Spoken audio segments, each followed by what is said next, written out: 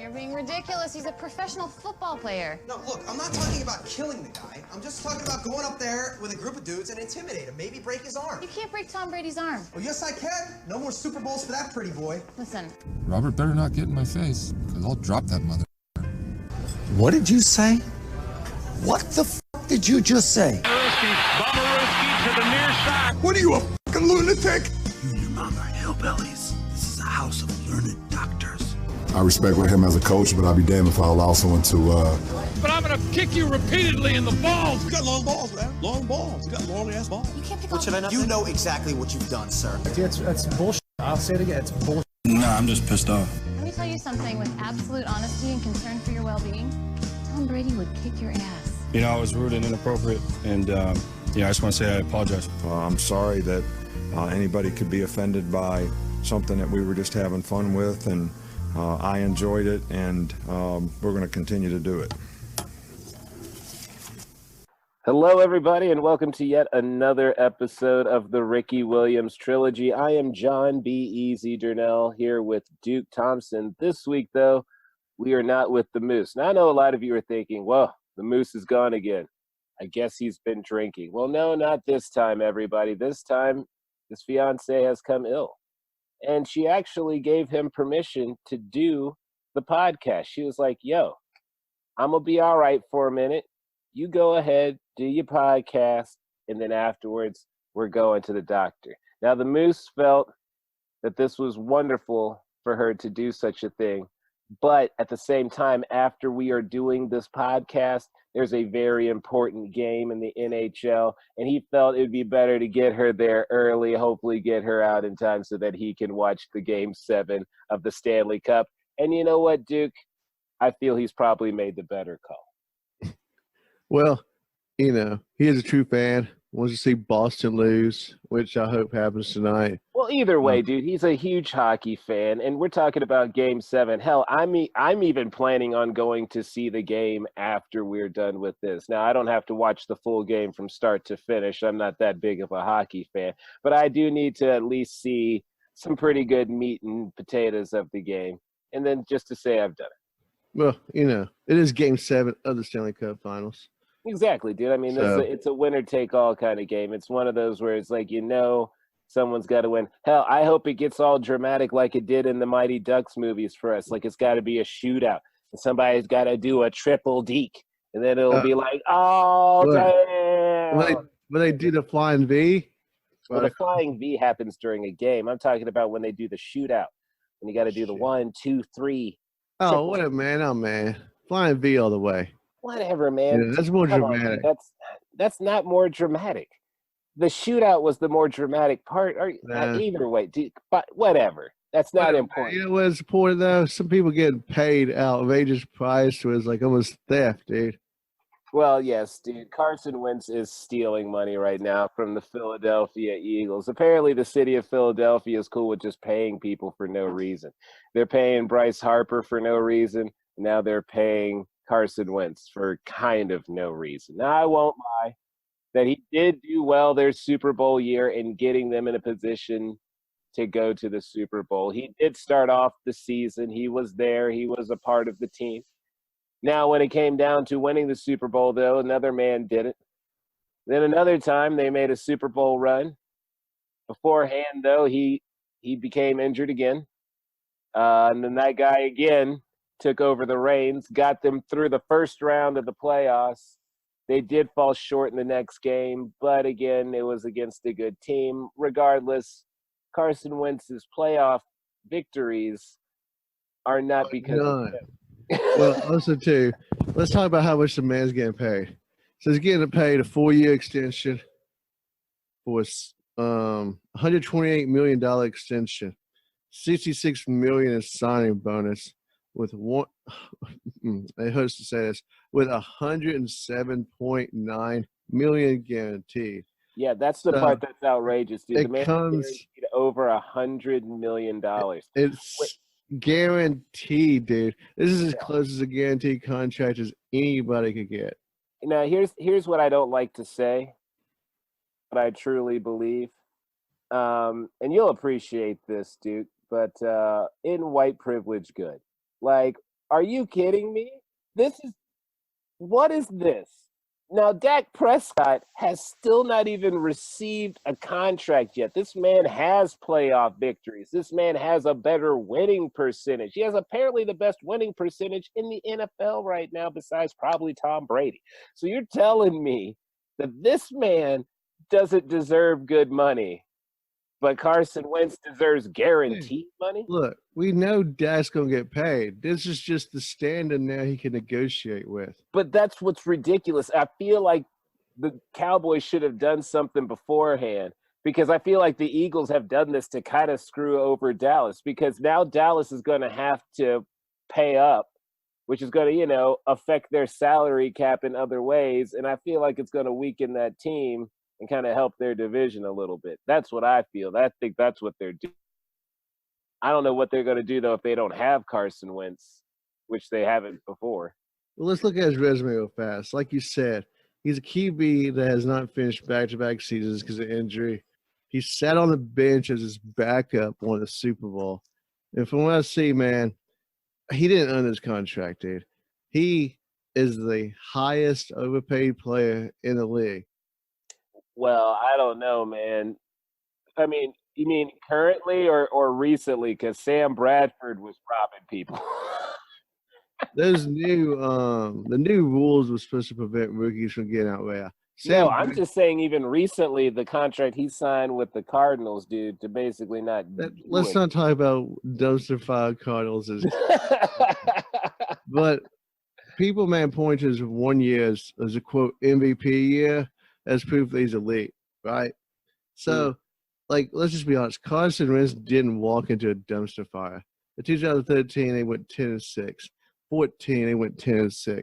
The year before Carson got there, they went 7-9. So it wasn't the team was struggling, and I have a problem with that. But because they were one win away from 8-8, he had a good defense, a good offensive line. So it's not like he's working miracles over here. So what are you paying the man for, John? Are you paying for the man looking good in a uniform? Because that's all I feel like. If Nick Foles could do the job behind him, then who's saying he's elite? That team is just damn good.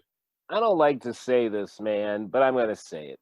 What they're hoping for is to have a good, fresh, white face to be the face of their franchise. I mean, that's kind of what they're looking for right now.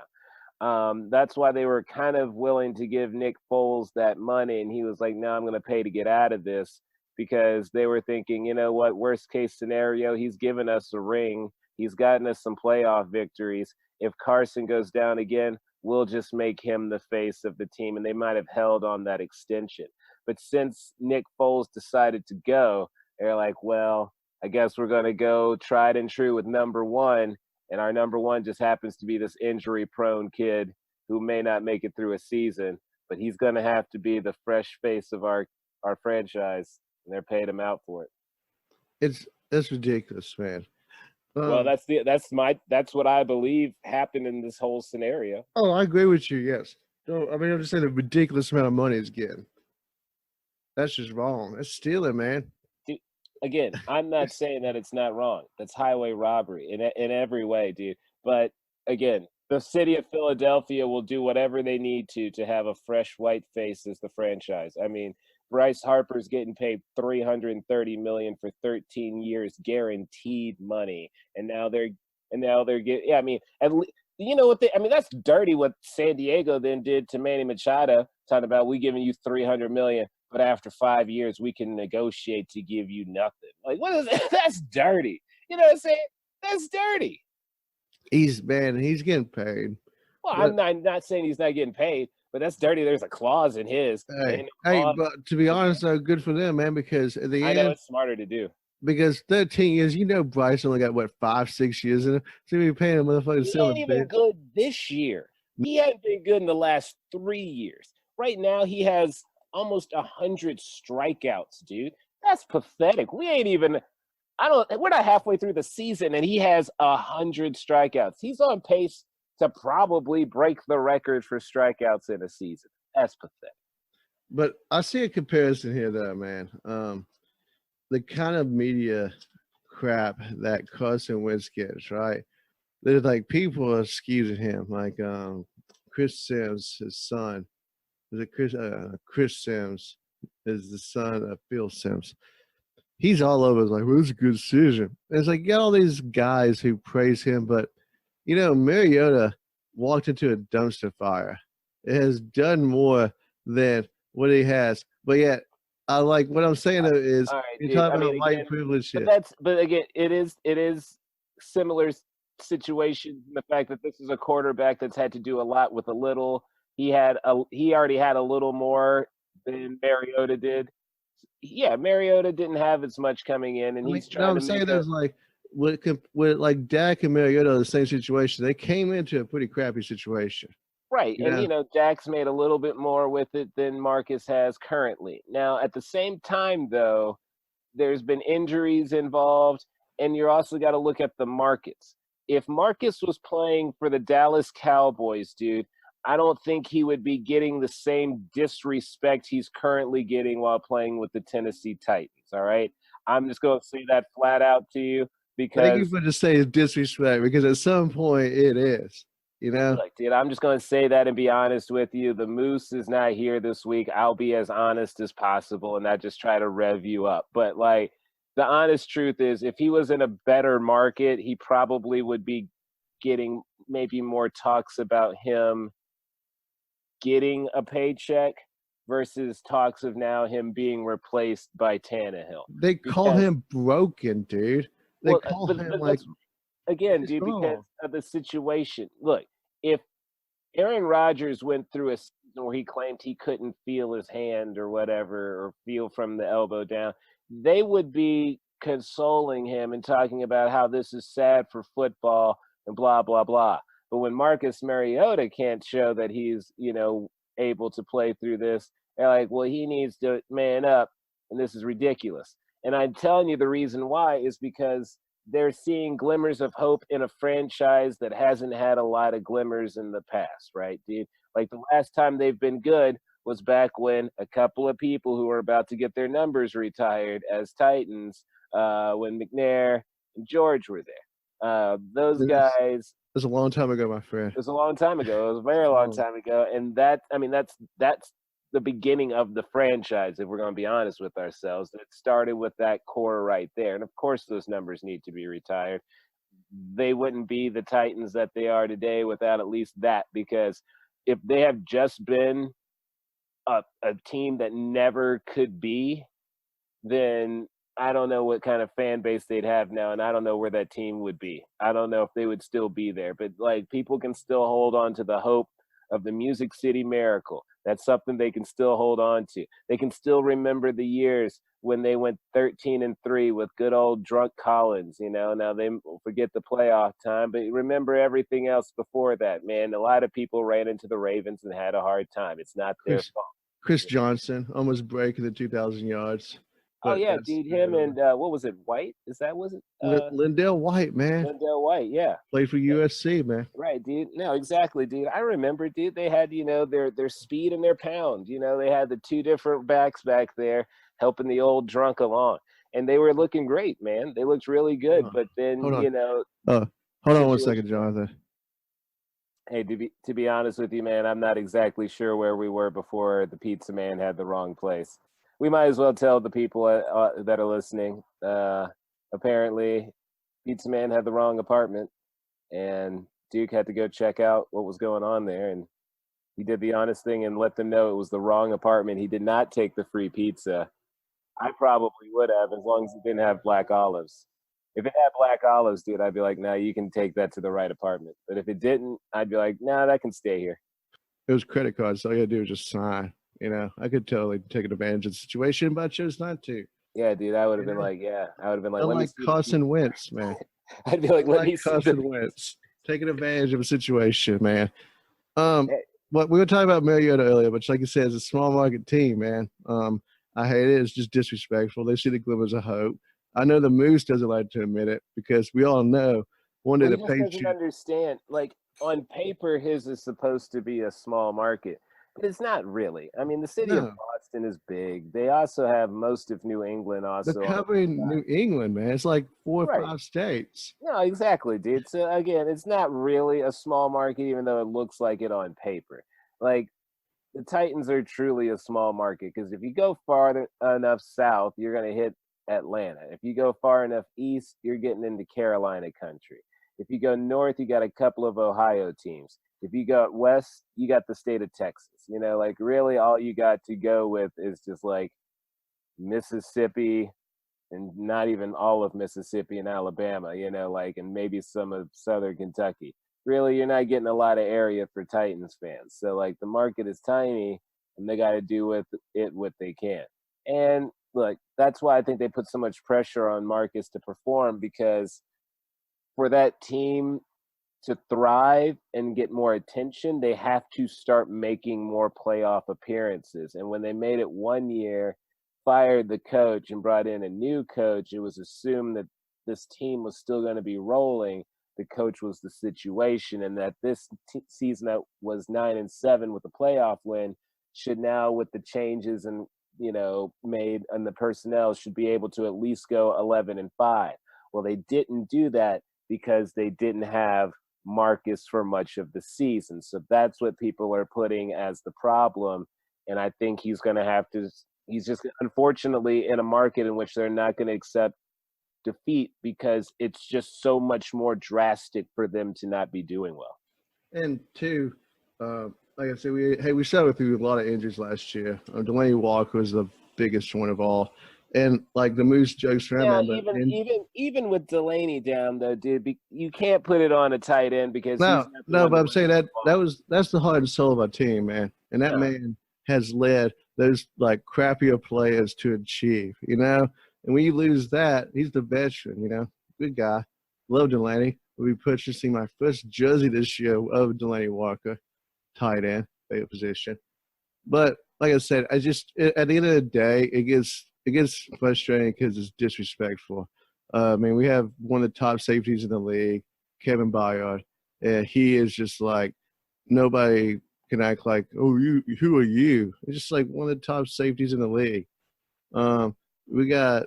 No, again, it's unfortunate to the market, dude. Again, if you guys had somehow beat the Colts and made it into the playoffs, dude, we wouldn't even really be having this conversation because I feel like your team would be talked about more because you would have 2 years straight with playoff appearances. I don't mind not being talked about. It's just the primetime games.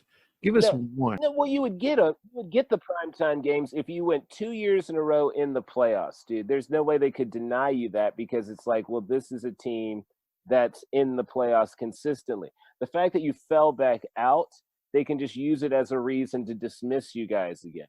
And that's unfortunate, dude, because if you had the back-to-back years, they couldn't have that right. But you fell short and then they had that right again. And that's where you have to defeat Andrew Luck finally. I mean, he seems to have your guys' number. Yeah, it's at this point, I just think it's psychological. If Marcus was in that game last year, I felt like it would. This year, I believe we're going to break it because, like you said, actually they're going to be retiring Steve McNair and Eddie George's numbers, which I might say is the first number 9 and number 27 to be retired in the entire league. There's 151 retired numbers. These are the first 27-9 to be retired. So it was awesome to see today. But it's going to be on the Colts day, second game of the year. I think we can catch them off guard. I think we're going to come out better than people expect us. I see us making the right decisions. I worry about the Chiefs. I just don't want to worry about Mahomes. I worry about your defense because we made some good changes. Because you were that close to coming. Dude, it killed me. You know how high I jumped when I saw that interception from Brady? Like, I fucking just flew out of my chair. I was dude. Oh my God. No one was cheering more than me, dude. But then I had a heart attack, and then we go to overtime. We lose the coin toss, and I'm like, well, we've lost this game. There's no stopping the machine when the machine has one chance to kill you. Like, it's like there's one bullet in the chamber, and you just know. But the next one is for you. that's what's watching Tom Brady and Belichick with the last couple of minutes on a game, or just the last drive in the overtime. You just know they're going to get it done. But back to this whole Carson Wentz thing, I just don't think this is good for the Eagles. I wonder who's going to be the first team to say, to be honest, man, like, let's say Marcus goes out and just balls out this year, right? And people talk about getting Dak Prescott numbers. I don't want that. I would try to start new and build a team up, because it's like evidence of the past shows that the top 10 highest paid quarterbacks are not going to the Super Bowl. You know, Brady's not the highest paid.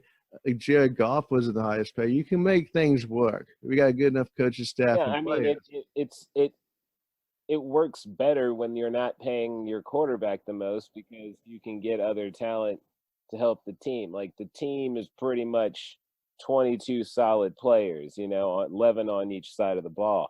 And you can't just rely on the quarterback and give him all the money. I mean, Joe Flacco is a prime example of something like that. You know, if you give him all the money, where's the rest of the money going around? I mean, that's one decent thing you can say about Andrew Luck. He hasn't bankrupted his team. You know, he could probably easily do it, but he doesn't. So there you go. Now he'll always have at least a strong enough team around him, which is unfortunate for your guys, because I don't see him ever being greedy enough to bankrupt the team to then affect the team in a negative way. Or leaving the Colts to go chase the money. So, yeah, because he's just not that type of guy. And then, like I said, I would hope Mariota isn't. I would like to keep him. But, like, I don't want to pay no quarterback that much money, dude. I don't think any quarterback that you guys have is going to have to worry about that money for at least a little while. Like, Marcus doesn't have the resume to prove that yet. Not to say that Carson Wentz has a resume, but he's got. But I hope the mentality is don't pay him the most, because, like, Marcus understands, hey, I got to pay this guy. I got to pay that guy. He needs to get paid too, you know? I mean, really, the market's not – your market, again, being a small market, you don't have to do these things like pay some quarterback out. Because some quarterbacks, like, I don't want to play for that little bit of money. It's like, well, go get it somewhere else.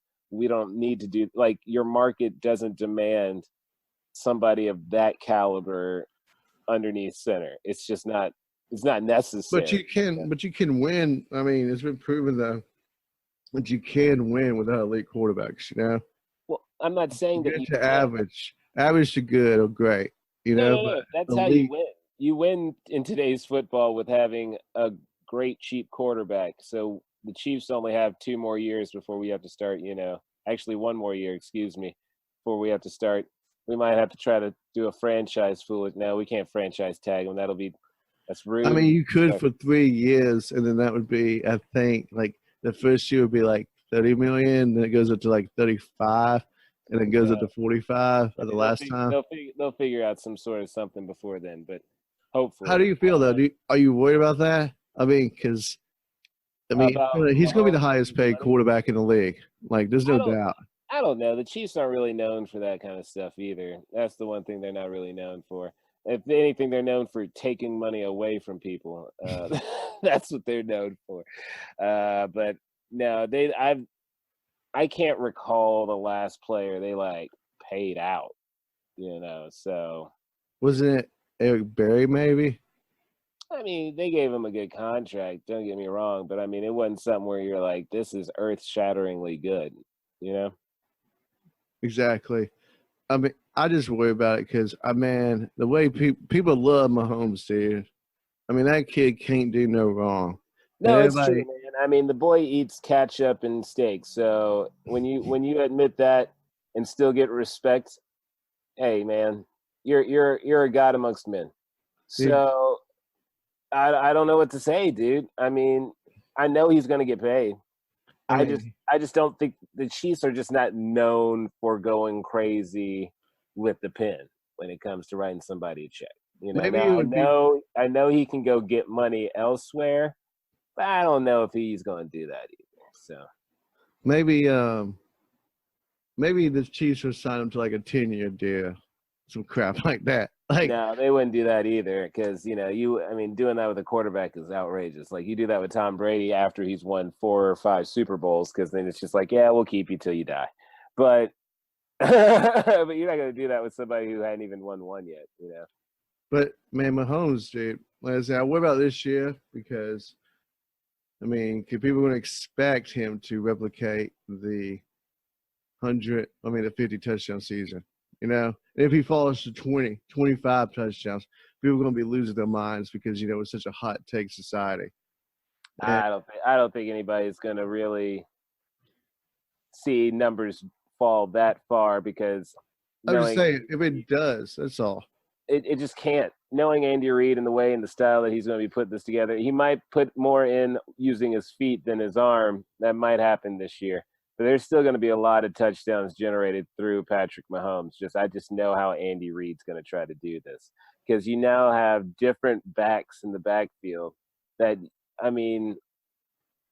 Williams and Hyde, I don't know if I trust them yet, and I don't know if Andy Reid will either. So he's going to be running different things to get the ball only in Patrick's hands and in the hands of Kelsey and probably Sammy Watkins. We don't even know about Hill yet. Apparently. Well, yeah, apparently there's not going to be any DA punishment or whatever, but the NFL and the Chiefs or whatever can still punish him. So we'll find out later, I guess, and we'll talk about that. Because he's still this has to be settled before training camp. Come on. Are they going to NFL will make him sit? But man, they can drag things out. You know how lawyers are. But there's a guy in football right now, everybody. He's trying to get back into football, this time the XFL. This gentleman is known as Johnny Manziel. Now, he's trying to play in literally every league. If he gets to Arena League, I think he will hit every league that's available for a quarterback to play in. He's already played in the Canadian Football League, had a short stint in the NFL, also had a very, very short stint in the AAF. That's not all his fault. Some of that was the league itself dissolving. And, some of that was him joining the league late due to the fact that he did something inappropriately, apparently, while playing in the Canadian Football League. Either way, the man had some short times in many leagues, but now he has told news reporters, because no one else probably cares, that he wants to join the XFL. I'm saying no one else cares because no one in the XFL probably cares, because otherwise they would have reached out to him. Well, the league is supposed to start after the Super Bowl. So we're good, 7 months away, 8 months? I don't even know sure if all the teams have named coaches yet. So, but I'm just saying, there would be someone reaching out to him, I would assume, by now. I assume Vince has. That's a name that you want to get out there. Play for the Houston team. I feel like Vince has. Well, we'll see. Kaepernick, who knows, man? He could be Vince is such a showman. He could be bringing out Kaepernick and Johnny Manziel just to blow people's minds. You know what? He is a freaking showman, dude. And if he could go out there and literally just get all the people that are in the headlines that are not in the NFL anymore. If he brings T.O.'s old ass out there, I wouldn't be surprised. Because, I heard Keyshawn Johnson talking about T.O. the other day saying he could still play. I was like, good grief, dude. Keyshawn Johnson said he could still play. Keyshawn, give me the damn ball, Johnson.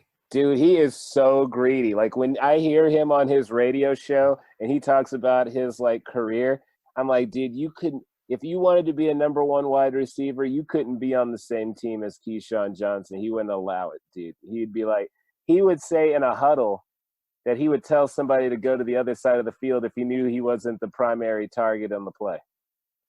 He would tell the wide receiver, go to the other side. He would bully him into going to the other side of the field and cover his route because he knew that he wasn't the first receiver on the route on the play that was called. That's ridiculous, Keyshawn. I know you wrote the book, give me the damn ball, but still, are you a Hall of Famer? T.O. is. I'm pretty sure Keyshawn is.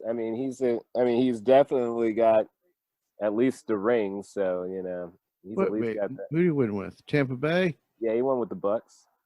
Oh, yeah, John Gruden. Yeah, that's right. He was on that Bucks team. He was on the Speaking of Bucks team. Oh my goodness, dude! What? The Raiders, man. Oh, dude, I forgot about that. HBO announced this week or yesterday that the Raiders are going to be on Hard Knocks, so we can all laugh at Chucky, Antonio Brown, the GM, and how much crap is Derek Carr going to get from Gruden, huh? Dude, I hope they somehow start showing the president, dude. I hope they get Davis's son on some of this. Oh, dude, I hear he's on that. So it should be. Are you serious, dude? How could he not be? First off, no one even talked about his son even being alive until after he passed away. Like, reporters were like, he had a son? That's crazy. All right. The fact that he didn't even know, people didn't know this man existed and he took over the team just tells you that something's going to be real effed up with the situation, So either way, dude, he's got a crazy haircut. He's rumored to be hard on the blow, which, like, why not, dude? He's a millionaire. Now, again, he is the poorest owner in the NFL. So that's kind of that's something to say. I would still hold that title if I could say dude, that. I mean, I would still own a team too. Like, I don't care if I'm the poorest owner. I'm still an owner, Yeah, dude, I don't care. Yeah, all my money. Look, he won't be the poorest after he moves that team to Vegas. I'll tell you that, man.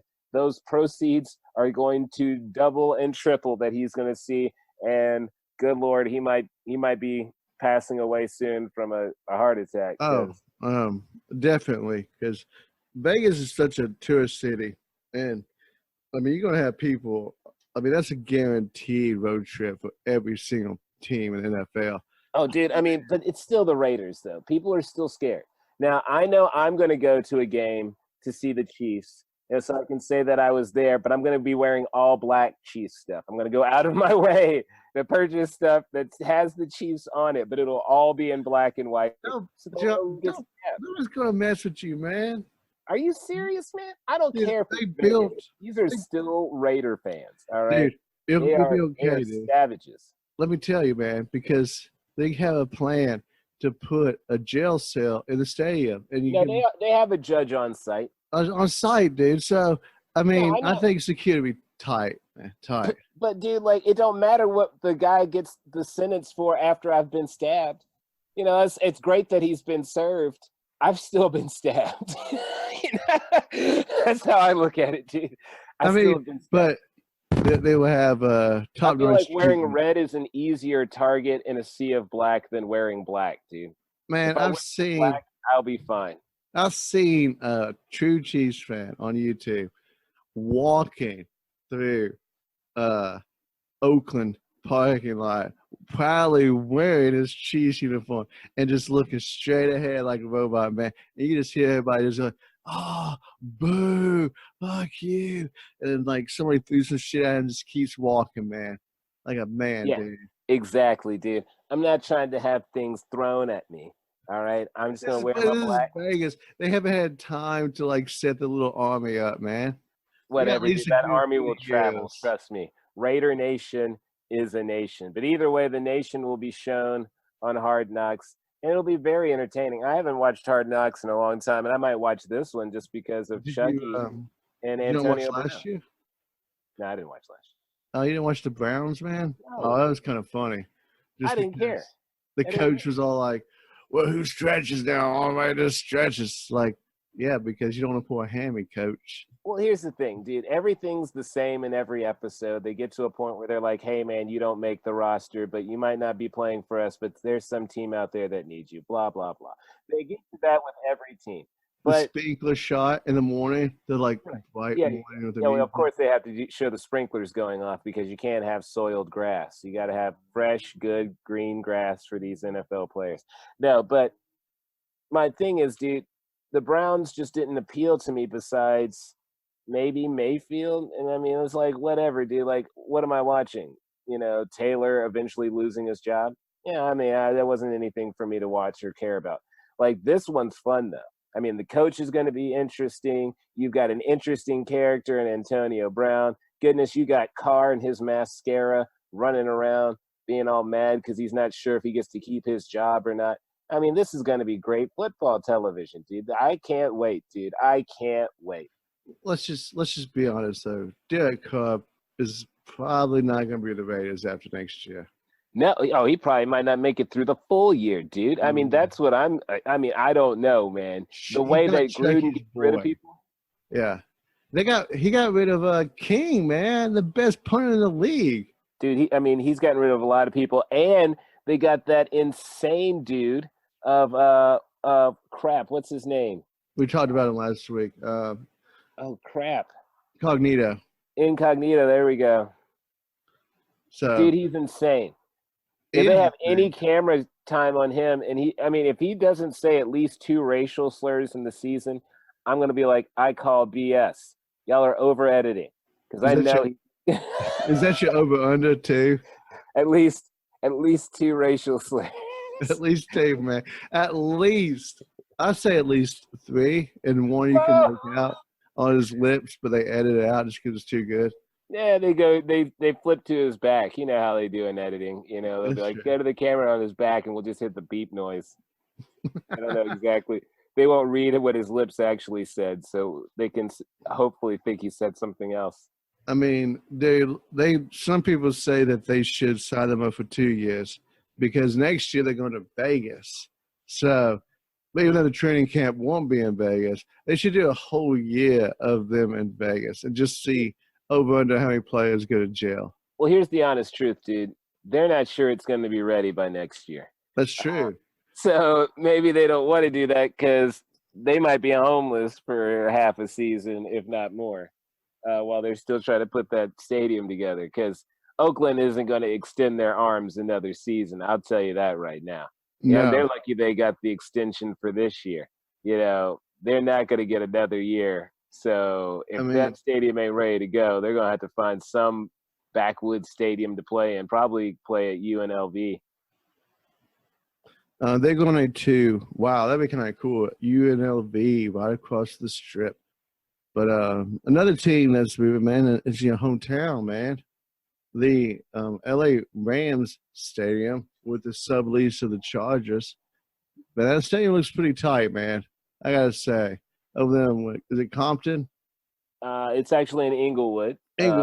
Inglewood, which is always up to no good.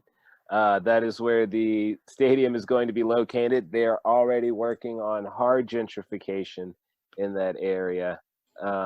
They're trying to make it very safe for your people. I'm not even lying at all, Dick. This is like straight up serious. Like there's even billboards around town talking about like gentrification is messed up, like because and I know the area they're talking about. Like it's straight. I mean, they're putting together these like I've driven through there recently. They're putting together these very nice high rises. I'm like, who the hell's supposed to be living in these? And I'm like, well, I guess I know. So but like you said, they did the same thing with Staples Arena, right? Well, yeah. I mean, the area around Staples is also about the same. I mean, like.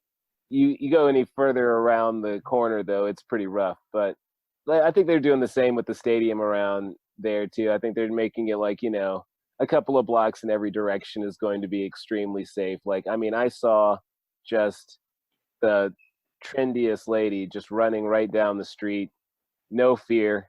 And we're talking about Inglewood, just no fear, 10 o'clock at night probably, just listening to stuff on her iPod or phone, just running down the street. I was like, wow, this area has changed. It really has. So I mean, we got to put billboards up. That's pretty intense, man. Right. Well, I mean, people are figuring out the situation. So you know, I assume it's still a lot of minorities still in Inglewood, right? Oh, of course, dude. Of course. That's why the signs are up. So they're going. I mean, they know what they're doing. I mean, of course they know what they're doing. I mean, pushing people out. I mean, they put it over there with the idea. They're like, look, this is going to open up so many jobs for people in the neighborhood. I think that's like literally what they like said, but it's like the neighborhood's now going to have to move and then bus back to the neighborhood just for these jobs. Concession stand? Well, yeah, I mean, yes. What other job did you think? They, I mean, they, it's just saying they ain't gonna get them no engineer jobs. That's for sure. it ain't gonna let them walk into an office gig, dude. I mean, what do you think, dude? I mean, that blows my mind. I knew it was coming because I was like, man, dude, that stadium looks nice. And then, Dude, it's ridiculously nice. I mean, apparently it cost over $1 billion to create this stadium, which is well over the budget that they said beforehand. oh yeah, so that stadium's going to be built. I mean, it's going to be up to par with Atlanta's new stadium and Jerry's World. Oh yeah, dude. Well, again, it's going to be absurd. Like a ticket for a game now is probably going to be like $200 to be up in the nosebleeds. I mean, I don't know how I'm going to watch this Chargers game every year, the Chiefs Chargers. I mean, this next season they put it in Mexico, so I'm not getting to see it that way. And then who knows what's going to happen the next year when it's going to be $500. I may never see the Chiefs play in LA again. That is true, man. That is true, my friend. And speaking of, we should take a break, get the listeners some time. And we'll be back with the Ricky Williams Trilogy with me, Duke Thompson, and my good friend, John B. Eazy Durnell. And we're out. And welcome back to the Ricky Williams Trilogy. I'm your host, Duke Thompson, with my good friend, John B. Eazy. Yes, we are without the Moose. Without the Moose. I'm sorry. Moose is out there watching the game, which he should be because it's Game 7. And exactly, it's Game 7 of the Stanley Cup Final. So we're going to make this short and sweet for you because we got to get them watching that. First, to start out with, there's a little bit of controversy going on in the soccer world. America apparently is relevant in the soccer world now. Because we've always been relevant in the women's side. The men's side has always been. I mean, don't act like you don't remember Brandi Chastain in 1999 ripping off her jersey after winning with the penalty kick in what, again, I mentioned is a dramatic way to win a game. I still don't understand why you think the flying V is more dramatic than a shootout. But I mean, if you want to die cliches, winning, we'll talk about that later. Whatever, dude. Whatever. Either way, dude, again, the women's soccer team has been dominant for the USA, and they just showed off their dominance with a 13-0 victory over Thailand. Now, I watched this game. The goalie for Thailand was not doing well at all, and that's being generous, okay? She was not stopping the ball, and they were having their way with her. Now, people were upset. Not that they ran up the score, because in international play, win differential is important. So if they turn around and get beat 6-0, it'll be good that they had a 13-0 cushion, something like that to kind of help them get to the next round. So people are defending them that way. But they were upset with the celebrating. Now, my defense is this. A, if you don't like the celebrating, stop the ball from getting in the net. B, some of these women may never score another goal again, and this is the World Cup. Like, this isn't like just something that happens every year. It happens every 4 years. You might not be in the World Cup ever again. So you might as well celebrate your goals because you've worked hard to get it. So I ain't hating. I ain't hating either. It's just one thing. You can celebrate. I don't mind that. It's just like you get a double digits, man. It's not getting ridiculous. This should be a mercy rule, man. The choreograph stuff is like, whoa, dude. Now, look, when Alex had her 5th one, she wasn't going crazy with it. Well, I can defend that though because that's a record. I believe she tied a record for the most points in. So I can understand maybe like pumping up against celebration about that. That's true, and that's something no male has ever done for the U.S. team. Might I add, no male for the U.S. team has probably even scored more than 3, let alone get to 5. I don't even think we scored more than 3 goals in a game. Yeah, it's probably true. In World Cup play, that's probably true. Like we remember, ladies and gentlemen, they missed the World Cup last year. The U.S. team did. Oh no, it's this year. It's later this year. So they're. Later this year is the men's World Cup, but the U.S. team will, not qualify. They will not be participating. We will not be participating. America is not participating in the World Cup. The reason they flip-flopped them is usually the women's World Cup comes second, but this year it's in Qatar, which is going to be hot as Hades at the summertime. and they're not going to have these dudes run around. Because, dude, you know what they lied to them with? Qatar said, look, by the time we have the World Cup, we're going to be able to have air-conditioned outdoor arenas. They're like, what are you talking about? That technology doesn't exist, which it doesn't. So then they had to push it back. Well, you know, a lot of times, like with FIFA World Cup and the Olympics, they like to come in, build these stadiums, and then once they leave, they just go to bust, you know? So it's kind of feel like it's a big old mafia scam because we know FIFA is not the most leveled organization in the world. Probably not money of any sport. Probably a little bit more crooked than boxing sometimes. Oh, please. Definitely more crooked than boxing. But either way, in the Women's World Cup, FIFA, I guess, did not feel like Thailand needed to have any kind of dignity or respect, nor did, I guess, the coach for Thailand, because they never took out this goalie. That's sad. Do you not have a backup?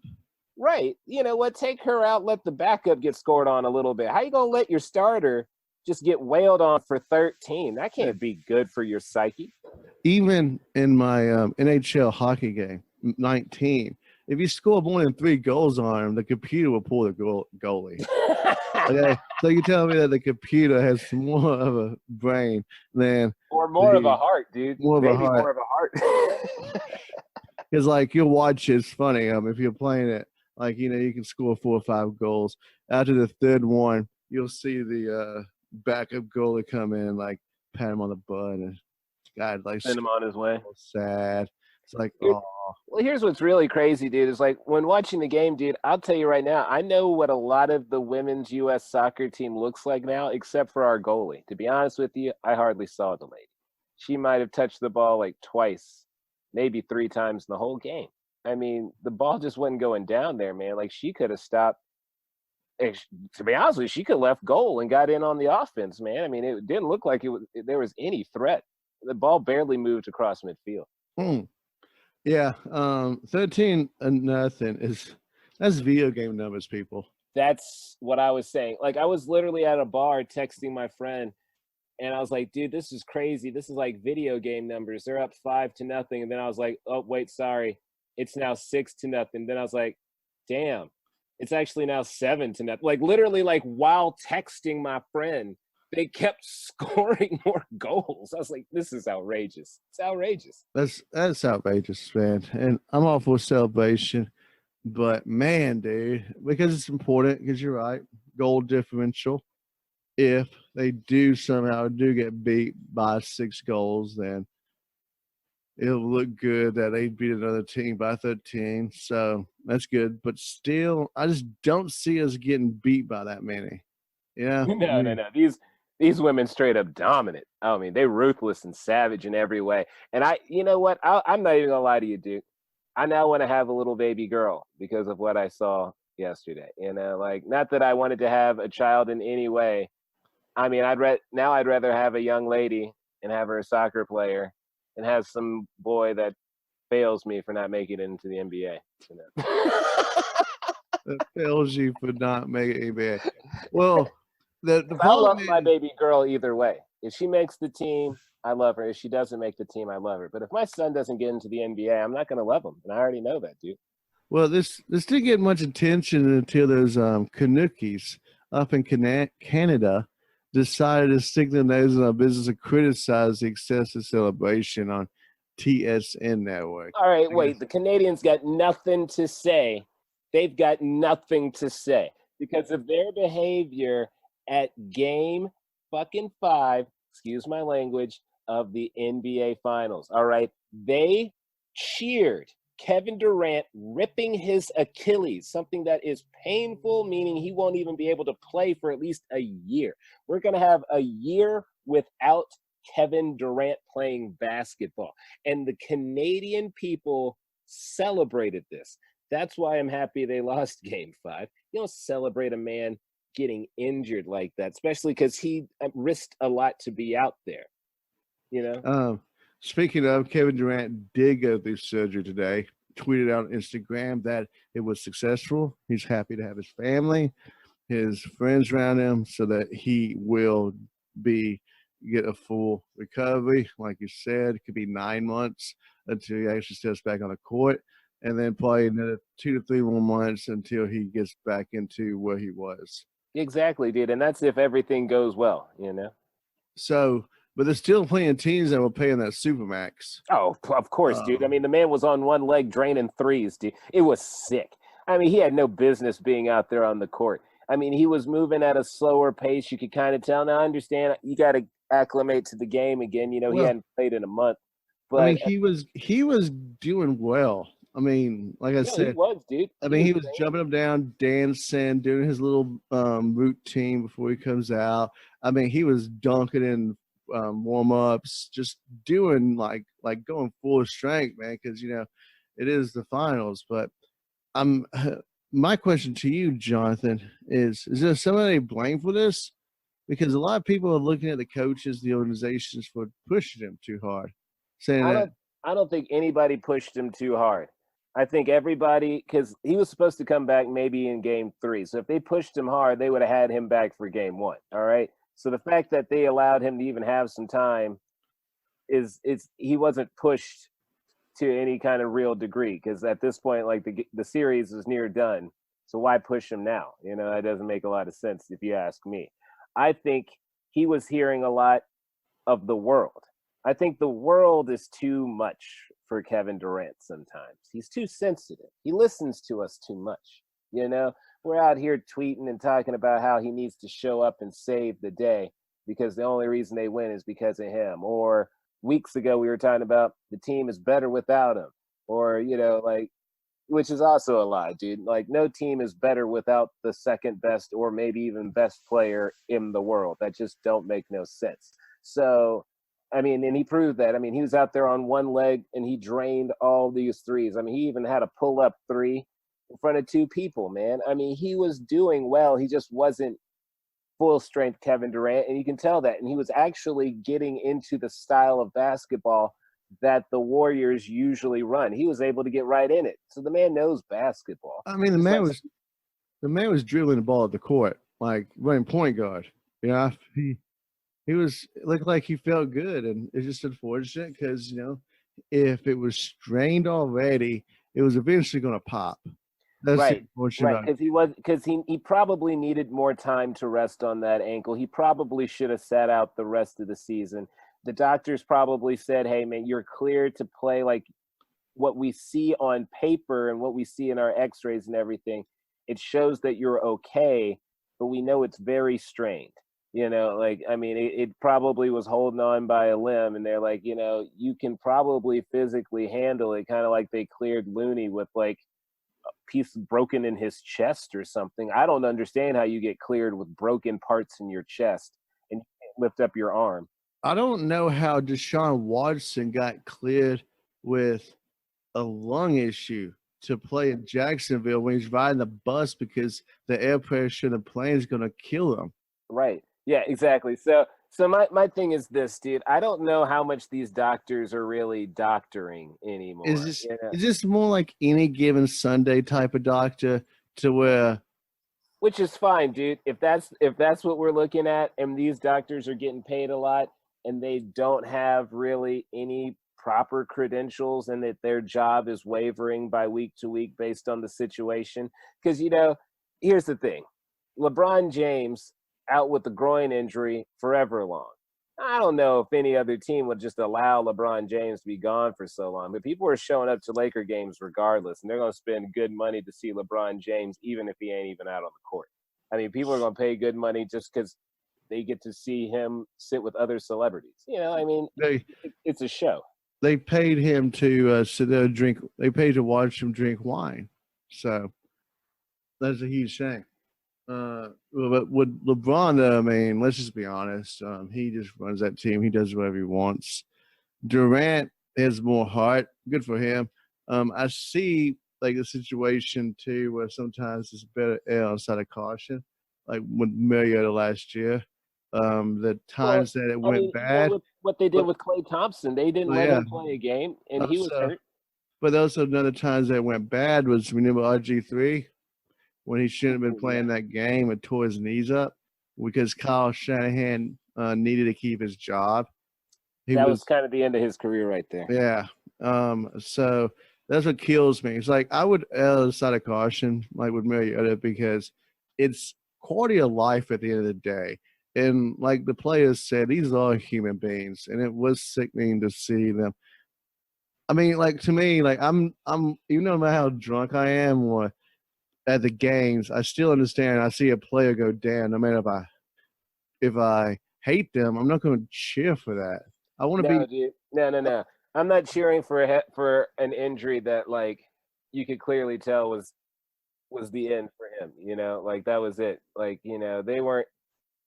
It's different if there was like a hard foul and you're cheering the fact that somebody got fouled hard on a good hard defensive play or something, and then turns out someone got injured afterwards. That's different. Where you're like, oh, dude, man, he went up there and he stuffed him, and it was a hard foul, and you're like, yeah, well, you know what? You need to get fouled like that, and then you find out like he broke his hand. And you're like, oh crap, like you weren't cheering the fact that he broke his hand, but they were literally cheering the fact that he could not walk Because he popped it on a play that you could tell he popped something. I mean, this is like in football when you see a guy get just laid out and he's not moving.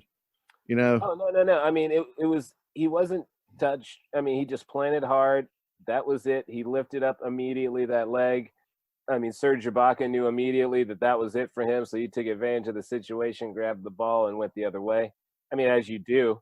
I mean, it's part of the game, I mean, it's an unfortunate part of the game, but, this man is getting paid millions of dollars as well, and you need to get that ball in that bucket. It's like when I saw Delaney Walker's injury last year. He just it's still ugly. And I hate when they play the injuries over and over again. Like, let's show you exactly where it fucking popped. They showed that a lot for Kevin Durant. Dude. Like they do it for any injury, and Walker's like rolling his ankle up in there. You can just tell it snapped and stuff. And it kills me because it's like, man, dude. And then when people applaud for that crap, I don't care if you hate them. That's just wrong. Like as a sports fan, immediately you see somebody go down, you don't cheer. Like you said, a hard foul is one thing. Laying a guy out, yeah, he hit him hard. Whoa, but if we don't see that guy moving, you stop. Like, oh shit, Right. He ain't moving, man. Homie ain't moving. And when you like the other players are concerned too, it's like, your own players had to tell you to shut up.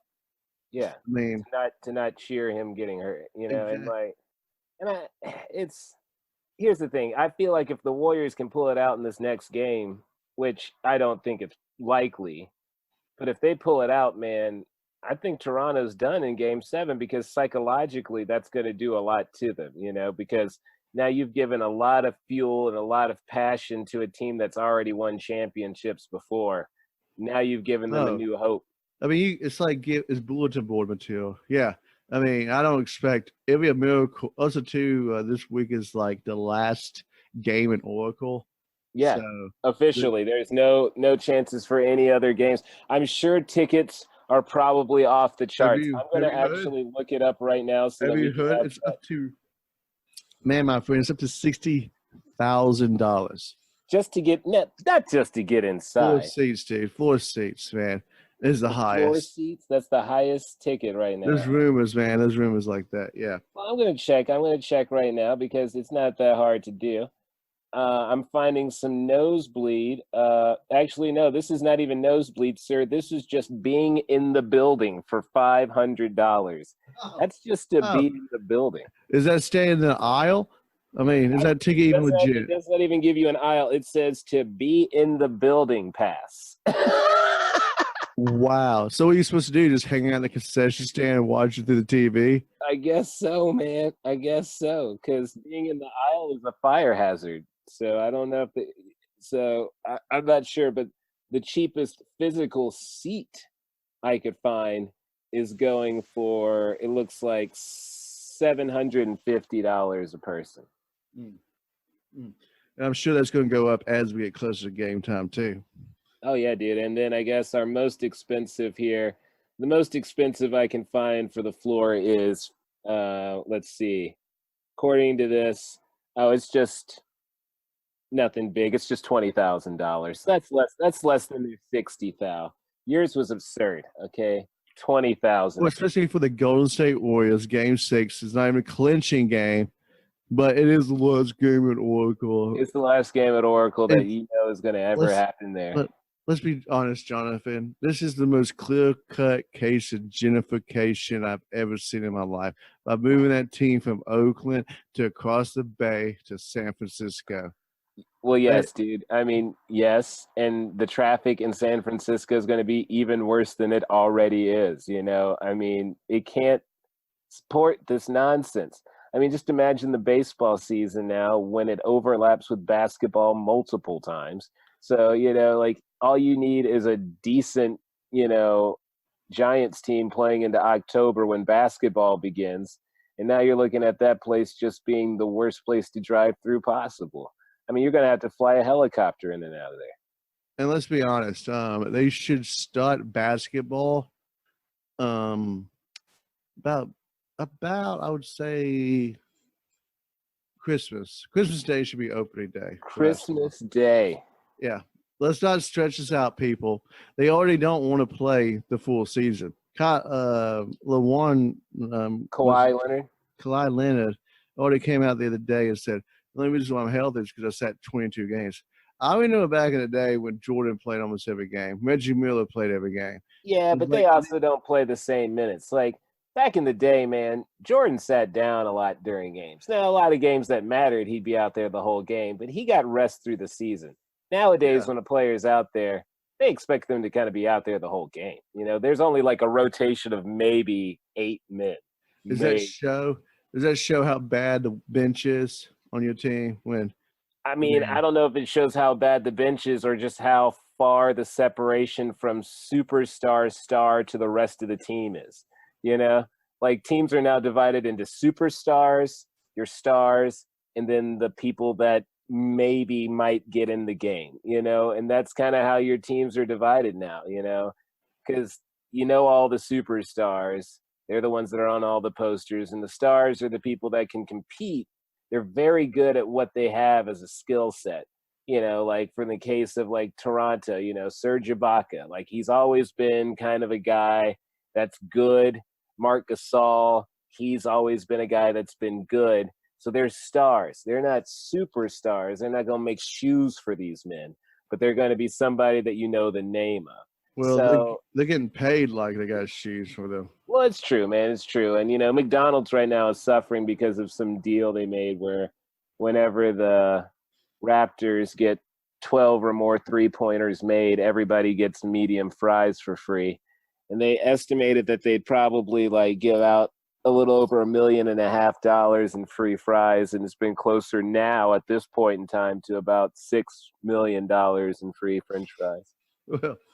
Well, boo you, McDonald's, for being dummies for saying that. It's like it's ridiculous because there's still possibly, you know, one more game. Actually, no. Well, there is one more game because apparently the deal works for any games, home or away.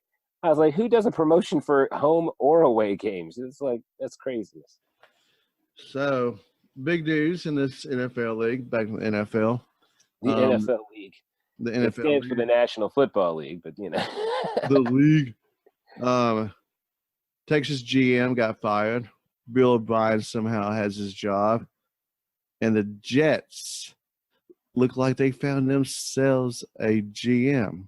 Well, they didn't get Peyton Manning, which I guess there was rumor they were trying to do. And I was like, man, Peyton Manning would be dumb if he took that job. Because first off, I know Peyton Manning wants a job down on the ground level, if anything. He wants to be a coach. Now, if he's not coaching, he probably wants to be in a booth somewhere talking about football and showing how well he knows the game so that he can get a coaching job. I think that's where he wants to go next with things. I don't think he wants to, like, GM or anything like that. I think let's see, it was Douglas. Just GM Douglas has a sense of urgency with Donald. Joe Douglas. Where did Joe Douglas come from, huh? And is this the right decision for the Jets? Because I don't believe in Sam Darnold, my friend. Well, I mean, I think he came from, like the Eagles, didn't he? He came from some team that's legitimate. So yes. It's not like he just came from the Eagles. Yeah, so he didn't come from just nowhere. So he's fine, and it's better than having Gase run this situation. I mean, that's just like asking a toddler to run down the hallways with scissors. You're going to have an accident. So you can't leave him in charge of anything. So you got to bring somebody in. That's fine. I mean, the Jets made a wise decision. I'm not understanding why the Texans did something even later than the Jets did. Like, I mean, when the Jets fired their GM, everyone was like, yo, that's a little late. Texans are doing it even later than them. And everyone's like, whoa. Yeah, we're like almost done with OTAs. Well, I got breaking news, my friend. Breaking news. Somebody else get fired? Oh, this is good. I wish the Moose was here for this. But apparently, an hour ago, Houston news station reported that the Patriots are going to file tampering charges against the Texans in the GM search. Both the NFL.com and the ESPN are reporting allegations. Wow. So they're reporting that the Patriots are suing the Texans for tampering, trying to get their GM? Yes. Apparently, the New England Patriots have filed tampering charges against Houston.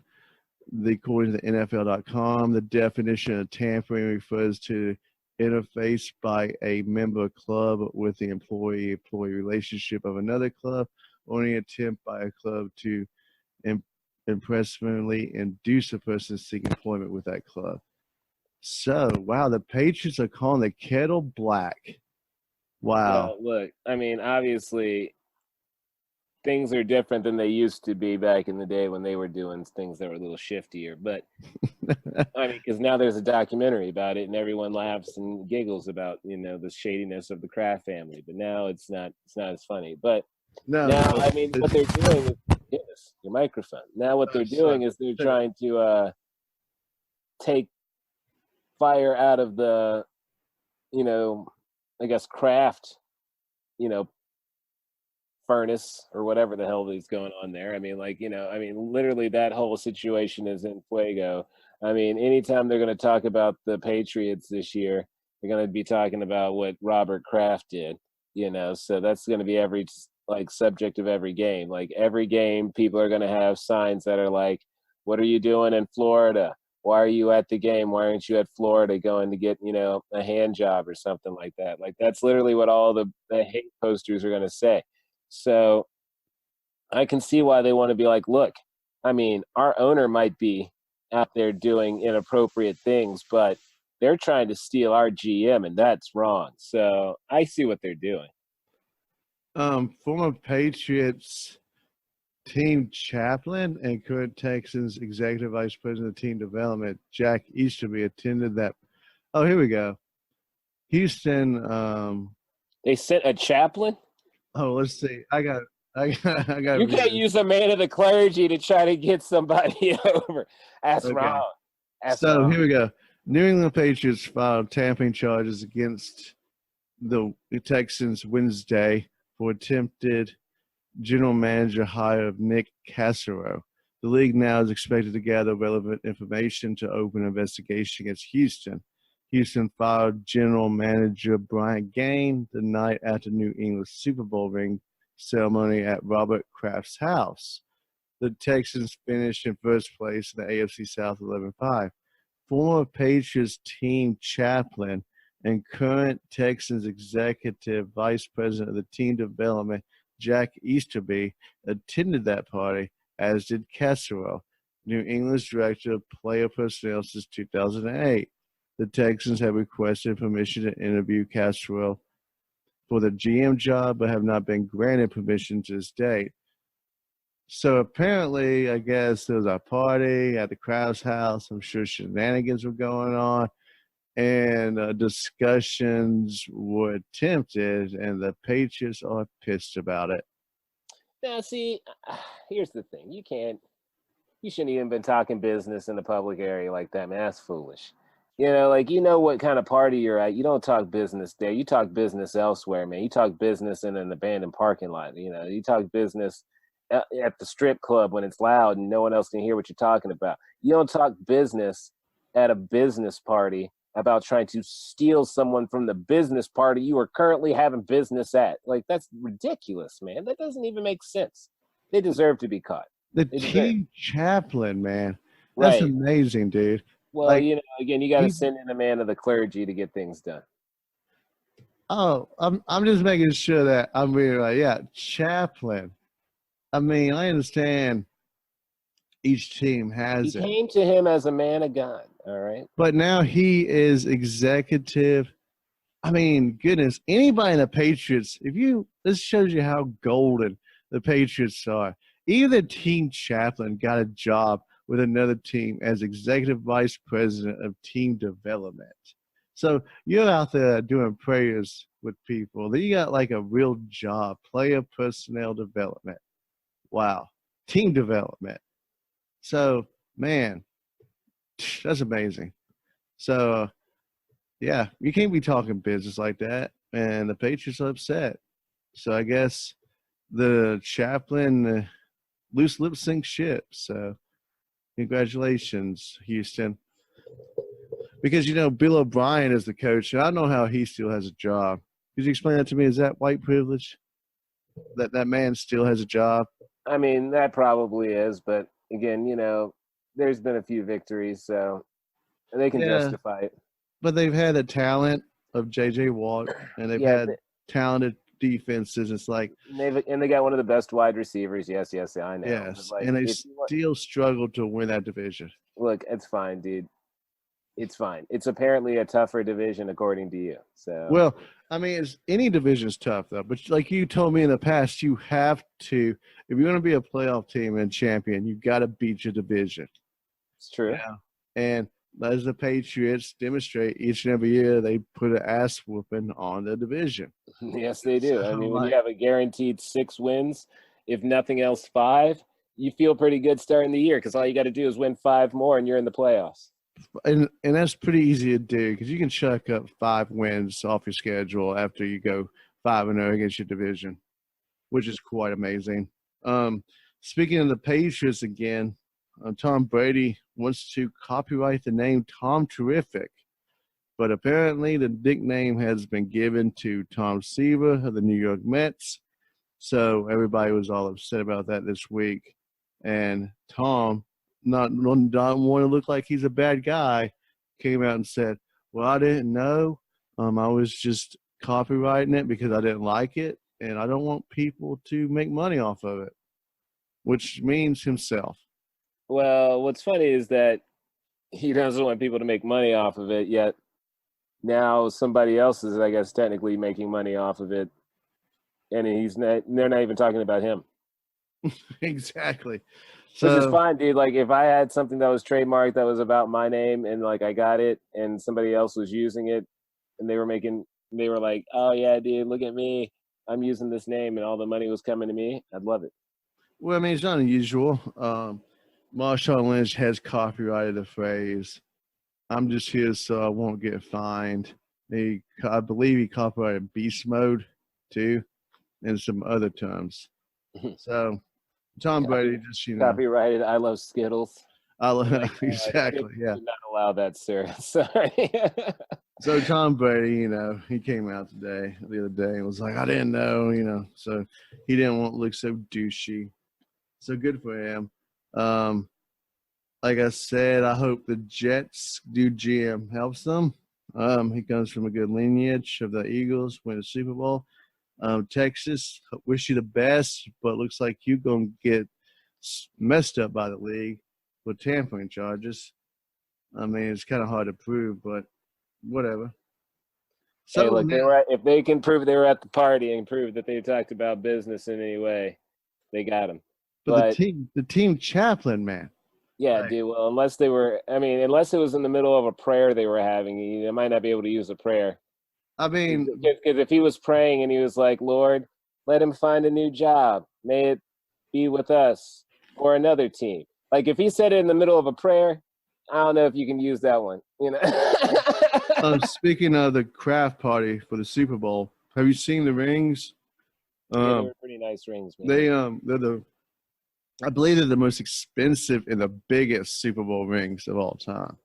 Well, they have the most rings. They are allowed to do that.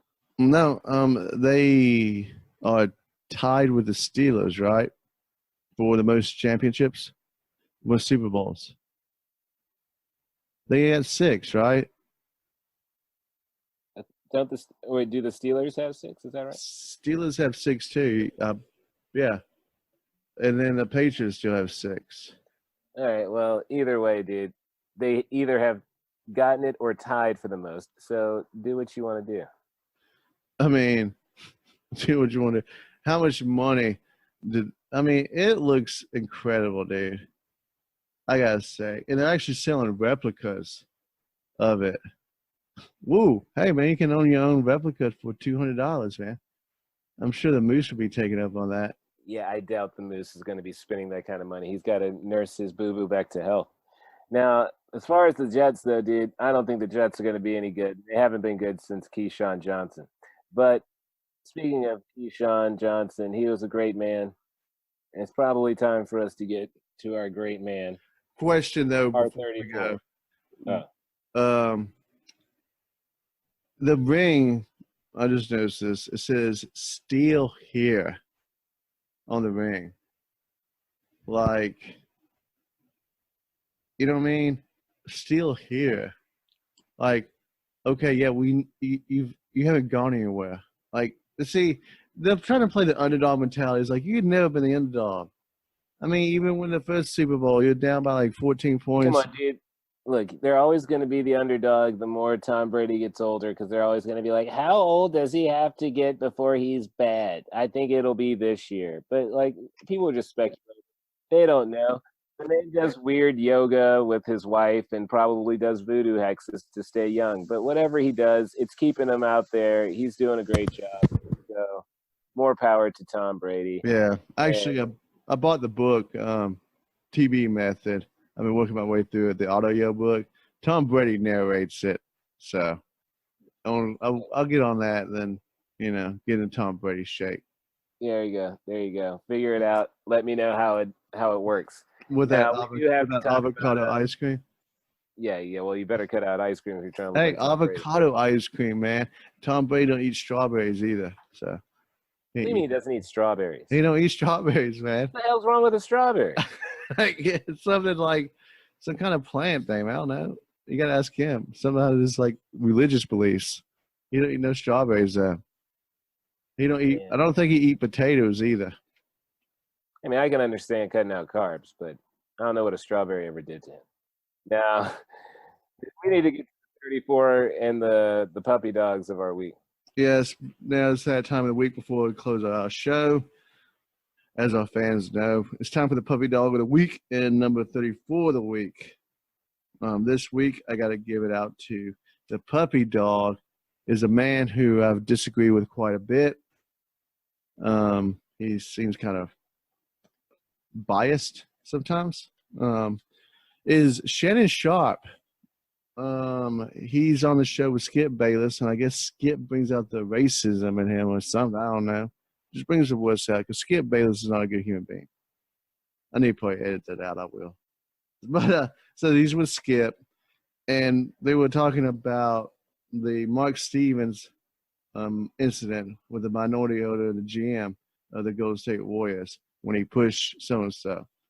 Shannon Sharp's whole idea was ban him for life, and then you're going to force him to sell his team. It's like, okay, so why don't you just take the team away from him if you're going to do that? That's stupid.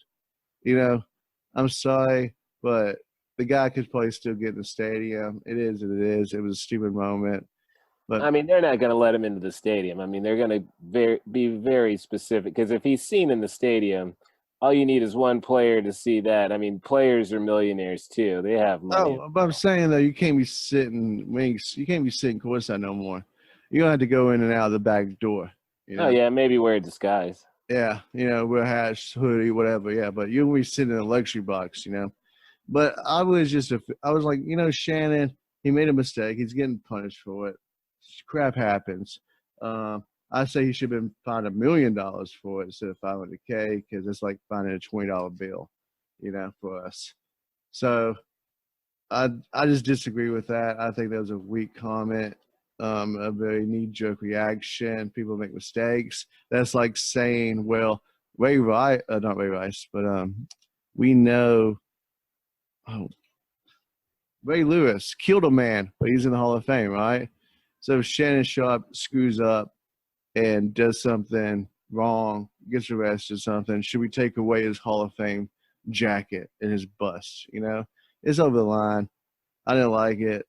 I think he was just doing it for ratings. Like, come on, Shannon, you're better than that.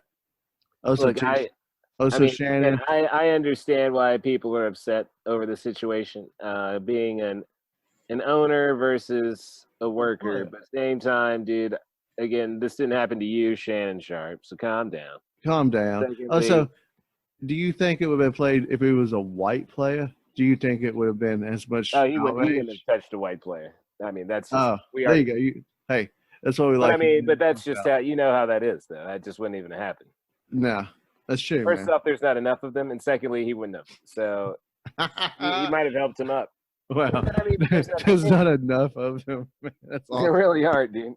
That's not. And if they are, they're usually foreigners. Right. Oh, they're always foreigners. Yeah. Speaking of like what Mike Ginobili, he's retired finally after. Oh wait, there's a Tony Parker. Tony Parker is the one who just now retired. Ginobili had already retired, but Parker's like, all right, I'm leaving too. But, so shout out to the Frenchman for all the years of playing and being French. For being French and actually showing that French people can play basketball. Wow, dude. I mean, I don't know if that was ever a stereotype, but I guess you made it today. That's what we do on the Ricky Williams Trilogy. Make stereotypes, people. That's rough. And our number 34 goes to Amy Adams Strunk, the owner of the Titans, for recognizing that it's about time to retire. Number 9 and 27.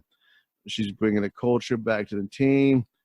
In the past, a lot of former players had said that they didn't feel connected with the team. They weren't welcome in the building, this, that.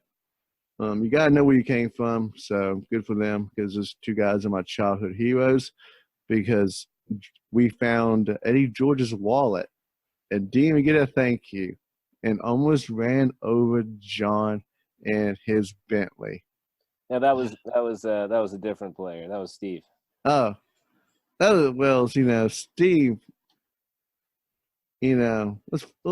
Steve nearly hit me with his car, but I won't talk ill about the deceased.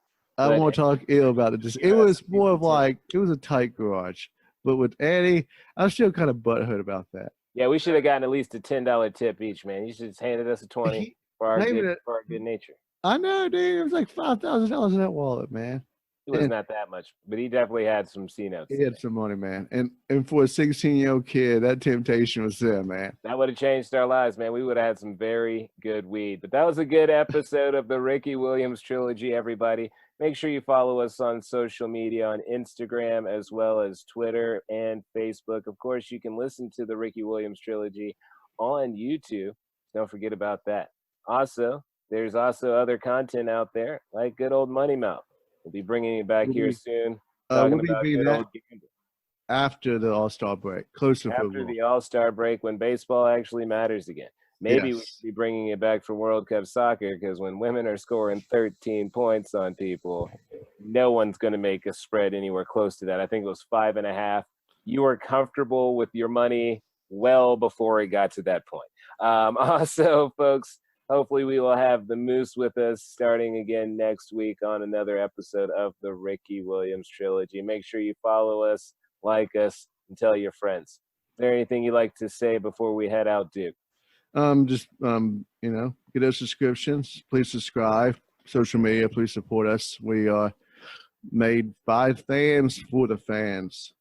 So also too, can't wait till basketball is over. So hey, we're just a couple of games away, at the most one mandatory. All right, everybody, go out there, enjoy the games, and go Chiefs. Go Titans. And we're out.